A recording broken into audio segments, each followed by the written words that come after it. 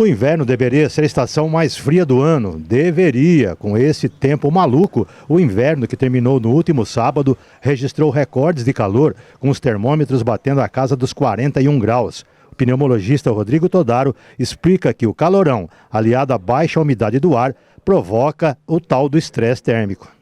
Nós somos um organismo, os mamíferos, né, os seres humanos, nós somos uns organismos que têm uma temperatura interna que se autorregula.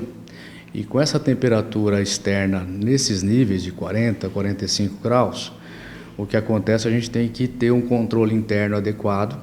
A primeira coisa que o organismo nosso responde é a transpiração e aumenta a frequência respiratória.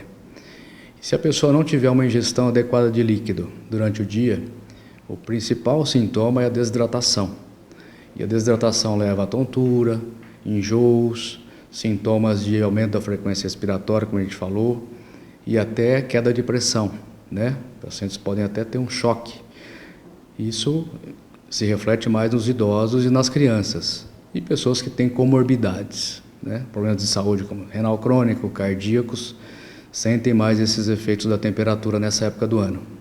E parece que a primavera não vai ter refresco não. A tendência é de que a estação das flores seja ainda mais quente. O calor deve aumentar e as temperaturas prometem novos recordes nas próximas semanas. O Dr. Rodrigo faz um alerta. Quem já sofre algum tipo de complicação cardíaca ou respiratória, é bom ficar esperto. Cardiovascular, com essa vasodilatação que ocorre no nosso organismo por conta das altas temperaturas, o risco é de uma complicação de uma doença cardíaca pré-existentes, né? Pacientes que sofrem de insuficiência cardíaca normalmente retêm líquidos, né, no organismo. Isso pode favorecer a piora dessa descompensação dos quadros cardíacos. Problemas respiratórios está ligado muito por excesso da poluição ambiental.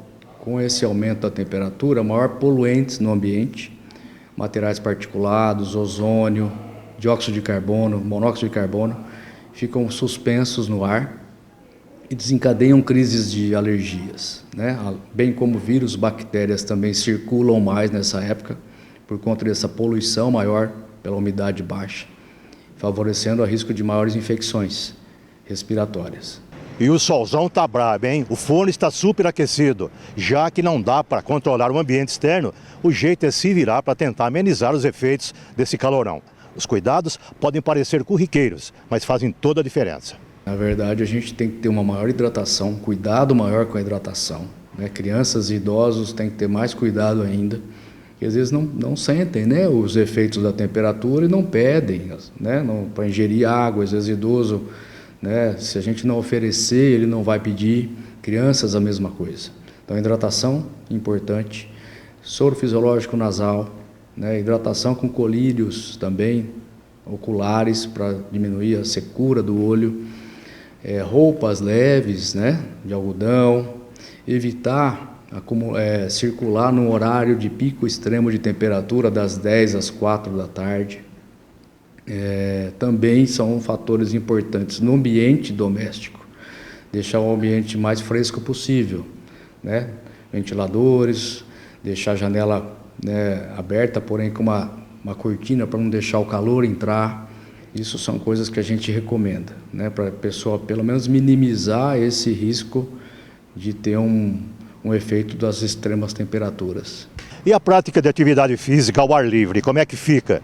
Mexer o corpo é super recomendado, mas com esse calor insuportável, tem hora certa para fazer exercício físico. O ideal é que das 10 às 4 da tarde a pessoa não faça uma atividade física muito intensa, né? E ao ar livre, né? Porque a gente sabe que vai também aumentar muito a frequência respiratória, que a gente já está tentando dissipar esse calor do nosso organismo, e se a pessoa fizer um esforço a mais no exercício, pode ter uma complicação, uma maior desidratação, uma queda de pressão, né? E um risco maior para a saúde, né? O principal é a desidratação nessa época. Muito líquido, né? Roupas leves, ambientes refrigerados e evitar esses picos de temperatura nesses horários, né? Porque nós vamos ter aí, nos próximos meses, aí o fenômeno El Niño circulando aí, então a gente tem que ter extremo cuidado. Ah, e outra coisa, cuidado com refrigerantes e bebidas alcoólicas. Elas podem até refrescar, mas são perigosas. Que contém muitas vezes sódio, né? Eles, às vezes, a pessoa entende que está se hidratando, porém não tem esse benefício.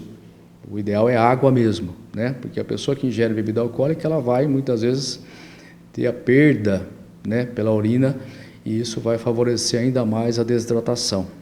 Então, o álcool, a gente tenta maneirar, né, tentar evitar também, para não ter o efeito do calor extremo. E os refrigerantes também